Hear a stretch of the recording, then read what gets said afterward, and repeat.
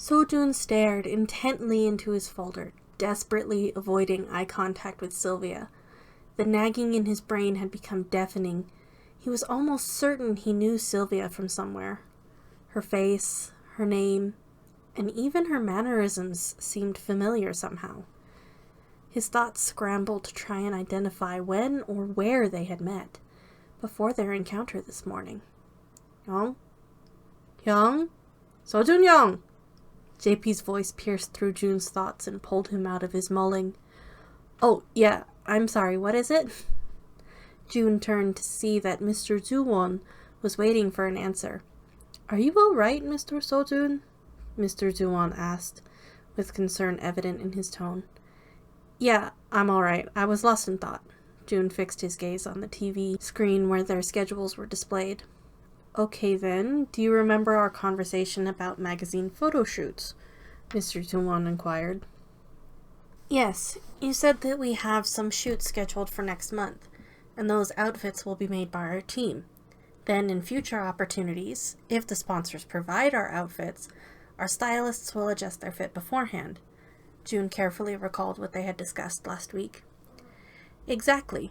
Because of that, I was iterating to everyone else that I understand it may become uncomfortable due to the proximity of the stylist's work.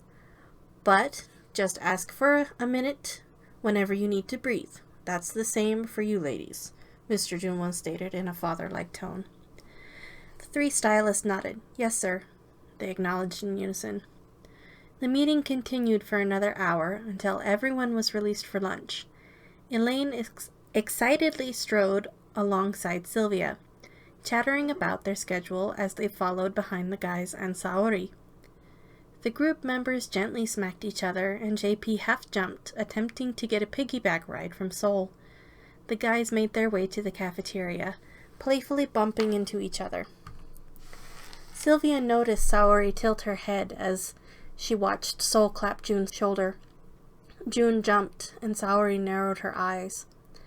Sil asked, Is something wrong, Miss Saori?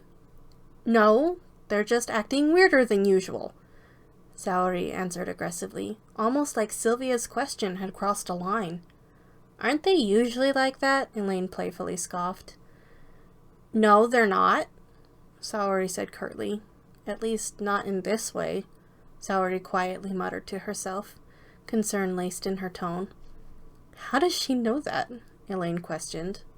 What do you mean, Elaine? Silvia asked, confused. As far as she understood, Elaine had been with Horizon for less than a month, and Saori had been here at least a year now.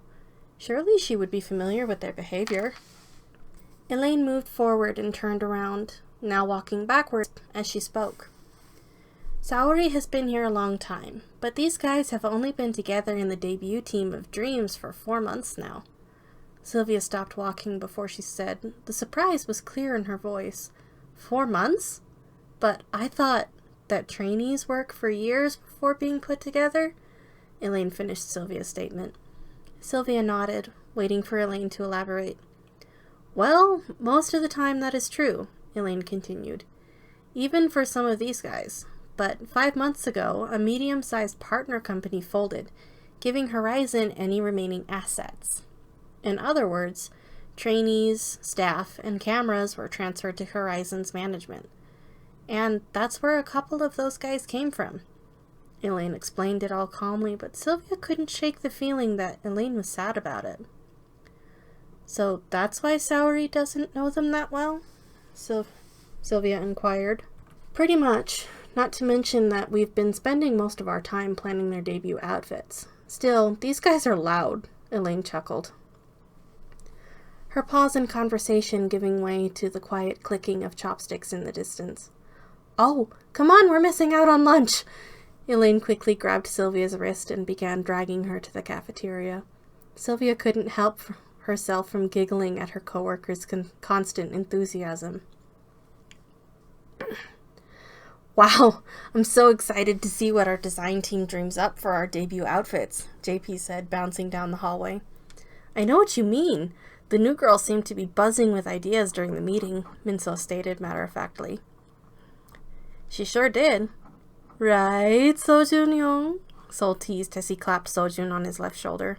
Seojun jumped and looked at the other members' faces, confused. Seojun, you've been off all morning. What's going on?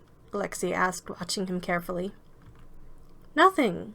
My thoughts are just very loud today. Seojun attempted to sway their worries, but had difficulty believing it himself. Thoughts about what? Minso questioned. Miss Elor? Sol teased, fluttering his eyelashes at him. I believe it would be Miss Della Elor, and no. It's almost like a memory is nagging me to remember it, but I can't. Seojun sighed, stuffing his hands into his pockets. Maybe your favorite food will help you remember. They have ramen as a menu option today, JP said calmly as they passed by the display at the entrance to the cafeteria. Maybe, Seojun said quietly. He wanted it to help, but wasn't feeling very hopeful. He hadn't experienced this level of mental overwhelm before, even during training. Seojun followed the counter mindlessly, silently picking up his food selections, which was out of character for him. He couldn't muster the energy to talk, with the consuming pressure to remember. With their food selected, the members all sat down together at a table in the far corner. Seojun was once again pulled into his mind and went silent. The members noticed his abnormal silence and shot concerned glances across the table. Hyung, Alexei sternly said, just loud enough to get Seojun's attention, but not yelling. Seojun shook his head as he became aware of his surroundings again. Yeah? He said weakly. You're zoning out again. You're starting to scare me, Alexei frowned. Me too, Hyung. In the time I've known you, there hasn't been one meeting or mealtime where you've been silent like this. JP stared at Seojun, his eyes filled with worry. Sorry, guys, it's unintentional. I relax and I'm pulled into the storm of thoughts again.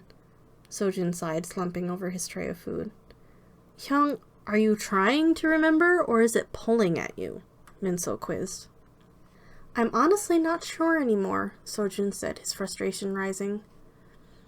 Well then, you probably were trying to remember, but then when you couldn't, it started a loop, Minso explained. You need to let it go.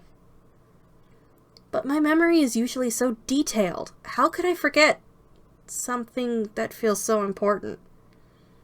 Seojun became nervous at the clear thought of Silvia's smile from earlier that entered his mind. Sol sensed the change in Seojun and then chimed in. Everyone forgets things, some of us more than others. But everything happens on its own time, so forcing it will only lead to unneeded strife. That last phrase rang in Seojun's mind, like he had heard it before. Butterflies danced in his stomach as he narrowed down what was bothering him. It was almost as if this feeling of being drawn towards Silvia had happened before. But when?